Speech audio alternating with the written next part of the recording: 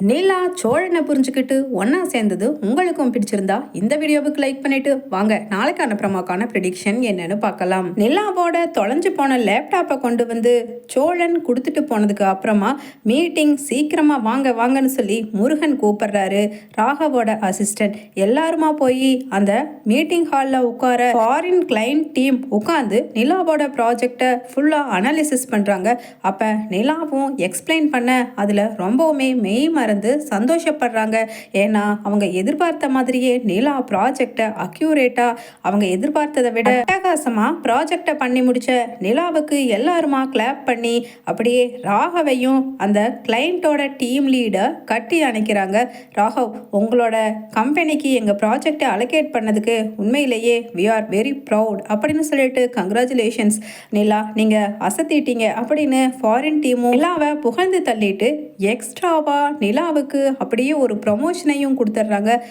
Mister Raghav, எங்களோட அடுத்த project ஃபுல்லாக இவங்களுக்கு தான். அது மட்டும் இல்லைங்க, நாங்கள் அலோகேட் பண்ணியிருக்கிற அமௌண்ட்டு இதை விட 2 மடங்கு அதிகமாக கொடுக்கலான்னு இருக்கோம்.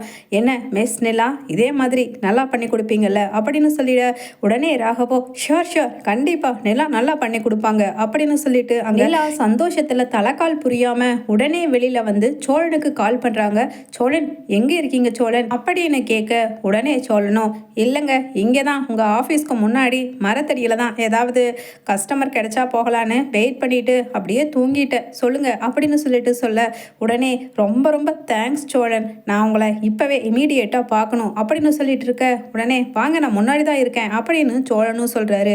அங்கே என்ன நடக்குதுங்கிறதையே கண்டுக்காம நிலா சோழன் கிட்ட பேசிக்கிட்டு இருக்கிறத பார்த்த ராகவ் பக்கத்தில் வந்து சொல்கிறாங்க. நிலா, நான் உங்ககிட்ட 2-3 வாட்டி கங்க்ராச்சுலேஷன்ஸ் சொன்னேன், அது உங்கள் காதில் விழுந்துச்சா விழுகலையா அப்படின்னு கேட்க உடனே நிலாவும் சாரி ராகவ், நான் கவனிக்கல அப்படின்னு சொல்கிறாங்க. உடனே நிலா கிட்ட ராகவ் சொல்கிறாரு, நிலா உங்ககிட்ட கொஞ்சம் நான் பேசணும் அப்படின்னு. உடனே நிலாவுமோ இல்லை நான் இப்போ இமீடியட்டாக கிளம்பணும் ராகவ், எனக்கு இப்போவே லீவ் வேணும் அப்படின்னு சொல்கிறாங்க. உடனே ராகவோ சாரி நிலா அப்படின்னு சொல்லிட்டு சொல்கிறாங்க.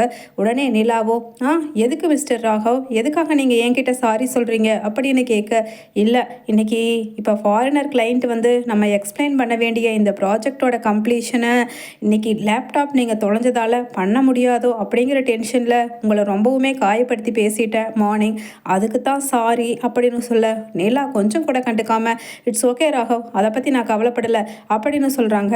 உடனே ராகவ் கேட்குறாங்க, ஆமாம் உங்களுக்கு லேப்டாப்பை எடுத்துகிட்டு வந்து கொடுத்தாரே அவர் தானே அன்னைக்கு முருகன் கண்டபடி உங்களை திட்டிகிட்டு இருந்தப்ப ஆஃபீஸ்குள்ளே புகுந்து அடாவடித்தனம் பண்ணது அப்படின்னு கேட்குறாரு ராகவ். உடனே நிலா சொல்கிறாங்க, அப்படியா, ஆமாம் எனக்கே மறந்துடுச்சு, பரவாயில்ல நீங்கள் நல்லா ஞாபகம் வச்சுருக்கீங்க அப்படின்னு சொல்ல உங்களோட கசின் தானே, உங்கள் வீட்டுக்கு வந்தப்போ கூட நீங்கள் எங்களுக்கு இன்ட்ரடியூஸ் பண்ணீங்களே அவர் தானே அப்படின்னு கேட்குறாங்க திரும்ப திரும்ப அழுத்த திருத்தமாக.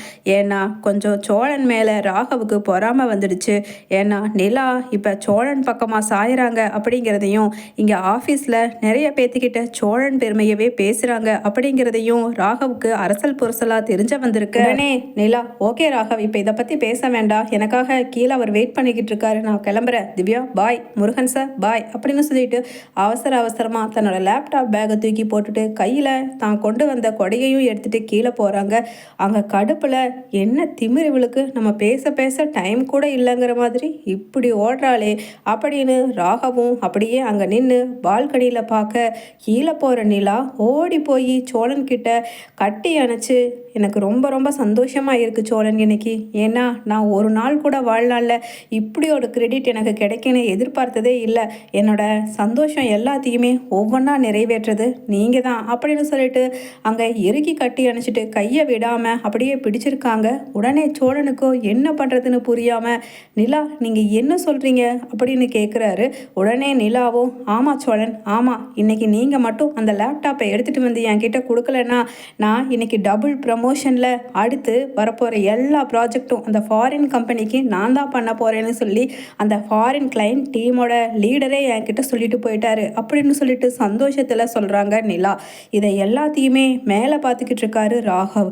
அப்படியே பல்ல வெறுகிட்டு அங்கே பால்கனியோட கைப்பிடியை உடச்சிட்ற அளவுக்கு கையை இறுக்கமாக பிடிச்சிட்டு பல்ல வெறுகிறாரு ராகவ். உடனே அங்கே நின்றுட்டு முருகன் ஒரு நிமிஷம் இங்கே வாங்க அப்படின்னு சொல்லிட்டு சத்தம் போட உள்ளே இருக்கிற முருகனும் வெளியில் வர, ஆமாம் அங்கே நிலா கிட்ட பேசிக்கிட்டு இருக்கிறவன் உண்மை உண்மையிலேயே நிலாவோட கசின் தானா அப்படின்னு கேட்குறாரு. உடனே முருகனும், எனக்கு என்ன சார் தெரியும், எனக்கு இங்கே ப்ராஜெக்ட் பண்ணுறதுக்கு தான் சார் நீங்கள் சம்பளம் கொடுக்குறீங்க, இந்த மாதிரி அந்த எடுபடி வேலை பார்க்குறதுக்கெல்லாம் எனக்கு சம்பளம் கொடுக்கறதில்ல அப்படின்னு சொல்ல, உடனே ராகவ் சொல்கிறாரு, இதை பாரு, இனிமேல் நீ ப்ராஜெக்ட் பண்ணுறது கூட தேவையில்லை, அந்த நிலாவை ஃபாலோ பண்ணி அவன் யார், அவனுக்கும் அவளுக்கும் இருக்கிற தொடர்பு என்னங்கிறத கண்டுபிடிச்சே தீரணும் அப்படின்னு சொல்லிட்டு ராகவ் சொல்ல, உடனே முருகன் சொல்கிறாரு, சார் நீங்கள் கொடுக்குற சம்பளத்துக்கு என்னை ஏன் சார் இவ்வளவு கேவலமாக மட்டமான வேலையெல்லாம் பார்க்க சொல்கிறீங்க, do what I say mister Murugan அப்படின்னு சொல்லிட்டு கடிக்கிறாரு அந்த முருகனை ராகவும். உடனே முருகனும், ஓகே சார் ஓகே அப்படின்னு சொல்ல,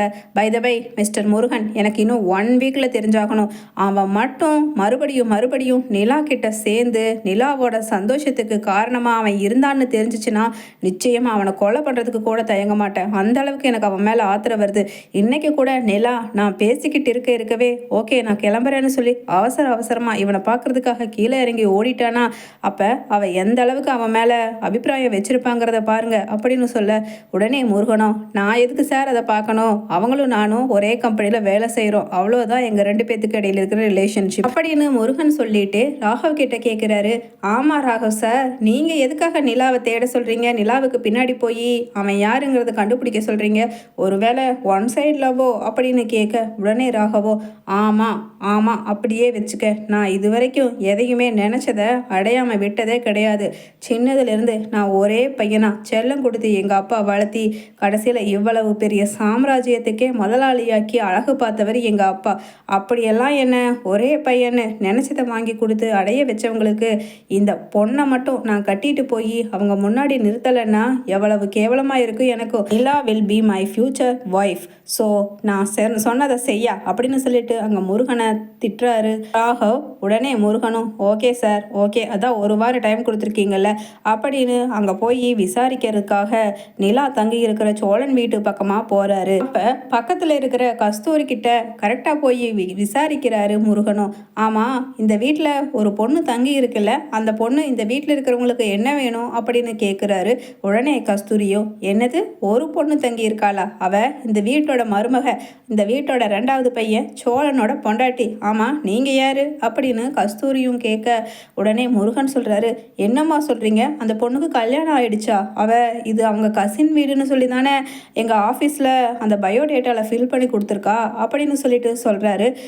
உடனே கஸ்தூரியும், என்னது அப்படியா சங்கதி, அவங்க 2 பேர்த்துக்கும் விவாகரத்து நடக்க போகுதுன்னு கூட எங்களுக்கு அரசல் புரசலாக கேள்விப்பட்டோம் அப்படின்னு சொல்ல, உடனே ஆமாம் நீங்கள் எதுக்கு இதெல்லாம் கேட்குறீங்க, அதுவும் இங்கே பக்கத்து வீட்டில் வந்து விசாரிக்கிறீங்க அப்படின்னு கஸ்தூரியும் கேட்க, உடனே முருகனும், என்னது இவ்வளவு பெரிய உண்மை அந்த பொண்ணு மறைச்சிருக்கா, அம்மா அதெல்லாம் வேண்டாம் விடுங்கம்மா, முக்கியமாக எங்கள் எம்டி அதுதான் ராகவ் சார் இவளை கல்யாணம் பண்ணிக்கணும்னு ஆசைப்படுறாரு, ஆனால் இவ என்னமோ சோழன்னு அங்கே கம்பெனி ஃபுல்லாக இவன் பேரையே சொல்லி சும்மா புகழ் பாடிட்டுருக்கா, அதனால தான் ஒரு டவுட் வந்து விசாரிக்க சொன்னார் அப்படின்னு சொல்ல, உடனே அங்கே கஸ்தூரி சொல்கிறாங்க, ஆனால் அவங்க 2 பேர்த்துக்கு இடையில விவாகரத்து பண்ணலான்னு இருந்ததை தள்ளுபடி பண்ணிட்டாங்க, அதனால் இப்போவும் அவங்க 2 பேரும் புருஷன் பொண்டாட்டி தான்.